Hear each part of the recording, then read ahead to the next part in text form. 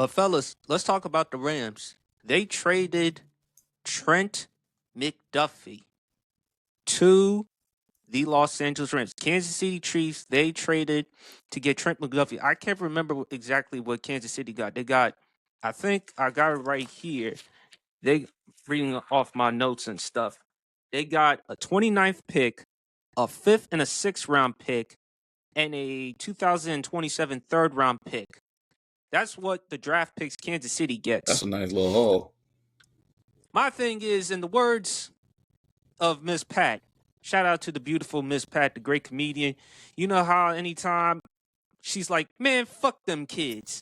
Well, that's how Los Angeles Rams are. That's how they feel man, about them fuck picks. them picks. What was so funny about what you said? He wore that damn shirt at the Super Bowl when he was He did wear that shirt at the Super Bowl. Because look, if you really look at it, they haven't really had to draft in the first round. All of those guys that they've had on their team, they're not first round guys. They're second round, third round. They're Puka Nacua. I think he went the fifth round. So a lot of those guys that they've been drafted as of lately, it's not like the first iteration where you know Aaron Donald, you know Jernigan, Todd Gurley, and Jared Goff. Those guys for first round guys, blue chip. These guys they're discovered going under the radar, and they're Right. I mean, and not to mention you have guys on that team already who are already just great. They're already the thing about this defense. And Look what you stole. You stole Blake Corum in the draft. You stole Puka Nacua in the draft. And look at the amount of talent you've accumulated. Terrence Ferguson, the tight end, starting to look like a steal. And there you go. And the defensive side of the ball, although you don't have Aaron Donald at this point in time, you haven't had him for the last 2 years. These guys are already being compared to the greatest defensive line of all time in the form of the Fearsome Four. When you think about Fisk, when you think about Jared Verse, in fact, that defense was top 10 this year. So you add an excellent pass rush with already one of the premier corners in the league. That's nothing short of amazing. When you add a corner of Trent McDuffie's caliber to an already great defense that was top 10. But I will say this: here's the part that's getting lost in this. We're talking about the Los Angeles Rams. I was about to say St. Louis again, but you're talking about the Los Angeles Rams. I don't think this is being talked about enough. This is not being talked about enough. It's time to acknowledge this. It's rebuild time for the Chiefs. They're rebuilding. But that's my point, Chip. They're rebuilding, which is why I have the Rams winning this trade. Because when you look at the Rams, they've been doing this. They've been giving up first round picks, like in the words of Miss Pat, like how she says, "Fuck them kids." That's how the Rams are with them picks. Fuck them picks, because guess what? We can draft players whether second, third, fourth, fifth, it doesn't matter. We can draft them, and we can bring them onto their team and develop them. And look what they've done with Ferguson, with Puka Nacua, with Williams, Blake Corum. They've been loaded with talent. Yeah, I think Jared Verse is the only first rounder of note that's really producing for them right now. The Chiefs, to your point, Champ, with all these draft picks, they're in the reclamation process. And right now, when you look at the Chiefs, they're no longer the team to come out of the AFC West. Right now, that's Denver. And then after that, there's the Chargers. But Justin Herbert, I'm sorry, had another lackluster performance in the playoffs. Well, right now, to me, the team is Denver. It's really the Rams. They won this trade because guess what? You have one of the top cornerbacks to pair up with that defense. Matthew Stafford coming off an MVP caliber season. I still have the offense intact. So if I'm Los Angeles, I'm still going to compete. And besides, next year's Super Bowl is in SoFi in Los Angeles, just like I won the Super Bowl, in 2022 against the Bengals? Mm-hmm. And Sean McVay, one of the brilliant offensive minds in the NFL. Champ, it's obvious. The Chiefs are in reclamation process because, again, they're talking about whether they're going to get Jeremiah Love. They're going to talk Patrick Mahomes recovering from the ACL. They've got other things they got to address. who knows? Are they gonna bring back Tyreek Hill? They should bring back Tyreek Hill if you're Kansas City, if you're trying to be some resemblance of what you were, because you mentioned before they should try to trade to get AJ Brown. Or I just think with the Rams, they won this one, champ, because they've been doing this long before. And they still keep doing it, and it's still successful. It's still making them a legit threat in the NFC. They almost could have beaten Seattle in that NFC Championship game. Yep. So I think for me, the Rams, they won this one because I got one of the top corners. And again, Aqib Talib, he brought up this point. Chiefs, they don't take care of their corners. Mm-hmm. They don't take care of their corners. They draft their corners, they develop good corners, but they don't pay them that type of money. Eventually, they're going to move on from them.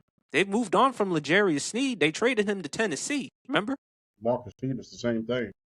There you go. And they got Jalen Watson coming up too. Yeah. And look, when you really look at the LA Rams, they're not an over the hill type of team. The average age of that team is 26 years old.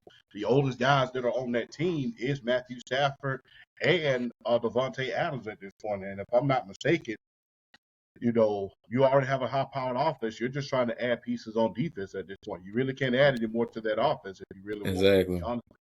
And you have a top 10 defense. You had the number one offense in the league. What else can you add? Okay, let's add a good corner to see if we can get over this hump.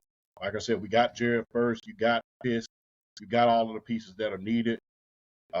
Hey, let's just go ahead. Let's give it a whirl. Like I stated, this division is wide open every single year. Why? Because this is the most talented division in the NFL. You have the Seahawks, you have the Niners, and you have the Rams. It's just a question of what the Arizona Cardinals are going to do. Don't know what they're going to do after Mega Man has just left. What's the other guy's name? Proto Man just left. I don't know what they're going to do after he just left. But you could have just said Mighty Mouse. Yeah, no, we're going to be nice. Mega Man, well, Proto Man. After Proto Man, he just left. But it's going to be interesting to see how this division turned off. This division is wide open. And, we all know what happens at the Super Bowls, corporate rating. Kenny Walker is not going to be there, who was a big component of that running game. They're talking about maybe even losing a few other key pieces. So, hey, you don't know how it's going to turn out when it comes to corporate rating at this point. But this division is wide open, and they're trying to close the gap. Because guess what? With the San Francisco 49ers, they're going to draft well. They're going to do well. They're going to always return a great team. But the reality of the situation, a lot of these key players, they're getting older. A lot of the key players that we thought were going to be part of the San Francisco 49ers, they're not going to be a part of it, i.e. Brandon Ayuk. It's going to be interesting to see how this division turns out with the Rams having the offseason Super Bowl at this point. And like I stated, the one thing that needs to be acknowledged is that Kansas City, they're in complete rebuild mode, but they can draft well. We have seen them draft well. We have seen them do a lot of great things well. But it's going to be a good long while before we see them back into that into that number one contender side where they are just dominating the division. That's what I don't think we're going to be there until another like 2 to 3 years. But we have to start having that discussion. And look, cut out all that GOAT talk. It's over with. It is over. It is over. Let's see what's going to happen during the second iteration of this team. Because if he can win with another iteration of this team, then we can start it back up. But it doesn't look like they're going to win again anytime soon. So it's time to start cutting out that GOAT. And the only undisputed GOAT is TB12. So let's just cut out that GOAT talk off. It's going to take a good little minute for them to rebuild. I think you're being a little too unfair, champ, because remember, before Tom Brady won his fourth Super Bowl, it took him 10 years. So let's wait and see. Mahomes still has a shot. Like I said, he doesn't necessarily need to win 7. But it's going to be harder for him to repeat during his second time, especially coming off the ACL.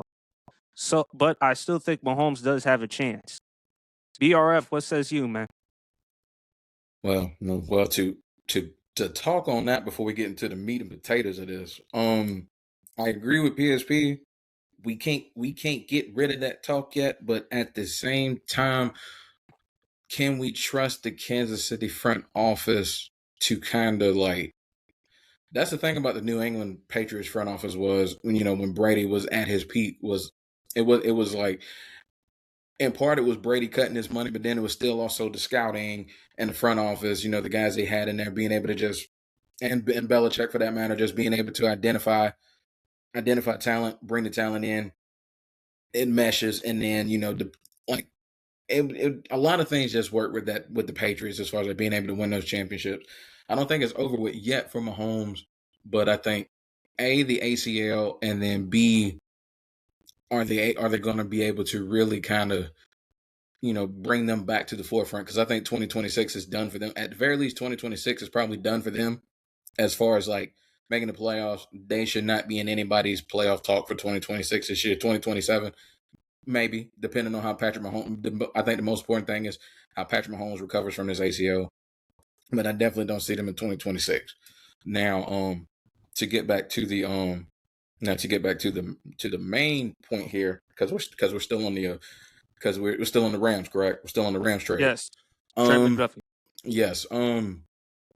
I definitely like this a lot for the LA Rams, because the main thing is now you have a pairing, because you saw how Emmanuel Forbes performed for the Rams this year. You have a duo. You have a duo. You have a duo to be respected now. Trent McDuffie, All Pro, been in top 5 corner considerations pretty much the duration of his career. I mean, let's be real. Yeah. He's been good since he became a starter in the National Football League. I definitely think the LA Rams won this trade just because I just feel the immediate impact that McDuffie should have for this defense in terms of being able to lock down number one guys, being able to shadow them, be able to take them out of rhythm, and just allow for guys like Fisk and Jared Verse and Byron Young, who they're able to keep, just let those guys wreak havoc. So I definitely favor this trade for the Rams. And for me, it's the picks that the Kansas City Chiefs brought back in exchange for McDuffie. Even though it's not rare to find the 4th, 5th, 6th pick, round guys to come in and really make an impact. It's not as rare as it used to be, but that doesn't mean it's not rare anymore. It's still pretty rare. I mean, you have to do your digging, you have to do your due diligence in order to nail these guys. And sometimes a lot of these guys are just guys that were projected 2nd round or so. They just drop because, I don't know, these other teams just aren't putting in the research like these other teams are, and they go out, they nail these guys, and then they flourish being in that system, which ultimately turns out to be the right system for their skill sets. But I do think the Rams won this trade because honestly, there was really not a lot for the LA Rams to really improve on. I definitely think a glaring hole was, even though Emmanuel Forbes did ball out last year for them, he was really the only corner of note that they really had that was really doing anything. And now you got a guy in Trent McDuffie who's just, you saw him at Kansas City. There really wasn't much he can't do. He could play press. He could play zone. He could play man. He could play in the box. He's a really good tackler. I mean, there wasn't really much Trent McDuffie can't do on a week in and week out basis. So and an added level of physicality to that secondary is definitely something that the LA Rams needed.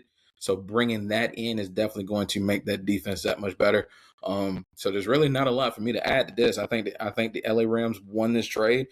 They're definitely in the mix for an NFC championship. They definitely should come in as one of the preeminent favorites, even though we know Seattle is, because I just have a sneaky feeling they're going to bring a lot of guys back. They're not going to really change much. You look at Kenneth Walker III.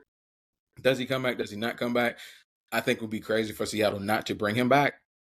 That's just my opinion. I think Seattle should pay him. But, I mean, we'll see as the offseason progresses. But the Rams are definitely going to be in the mix. Trent McDuffie makes them like that much better. Like if you want to look at the NFC, you look at the Seahawks, you look at the Rams. Like honestly, I feel like the 3 preeminent favorites in the NFC, really outside of the Eagles in the NFC East, are all Western teams. The Seahawks, the Rams, and the 49ers, they should be in my opinion, they should be 3 of the top 5 NFC favorites coming into 2026. So that division is going to be so. That division is so loaded right now. It wouldn't shock me again if all 3 of them teams made the playoffs again. It just wouldn't shock me if they sent them all back. I do, but like I said, the Rams won this. The Rams won this trade. What Trent McDuffie is going to do for this defense is you won't it's not with a guy like him. It's not just the numbers. It's just Impact. It's impact. It's the Yes. scheme. It's the scheme and how it opens everything up and how it allows your linemen to be able to just kind of get to the quarterback 4, 5, 6 second plays. Like it just as you're watching the season in 2026, when you watch this Rams defense play, just pay attention to Trent McDuffie, pay attention to Emmanuel Forbes, pay attention to that pass rush, because I promise you they are going to get more sacks this year on elongated plays because that secondary is doing work in the defensive backfield. It's going to translate immensely for the LA Rams pass rush. And they need somebody to replace, after all, Jalen Ramsey, who was there for them when they won the Super Bowl. So adding an all-pro corner like Trent McDuffie into the mix, this is definitely going to help out with Los Angeles, which is why they won this one, because, again, they've known for doing all these trades. They gave up multiple first-round picks and Jared Goff for Matthew Stafford because they believe Stafford gives them the best chance for them to win a Super Bowl. And it paid off the first year. So with the Rams, they don't care. Whatever it takes. F them picks. As Miss Pat always says, F them kids. I mean, but that's how it is. But that's how the Rams are with these picks. You can't lie. The numbers, the facts, everything you have shown, everything that is shown with the LA Rams and how successful they have been without drafting a heaping of first round picks, just being able to develop guys. I mean, hey, I don't lie. You know what I'm saying? Yeah.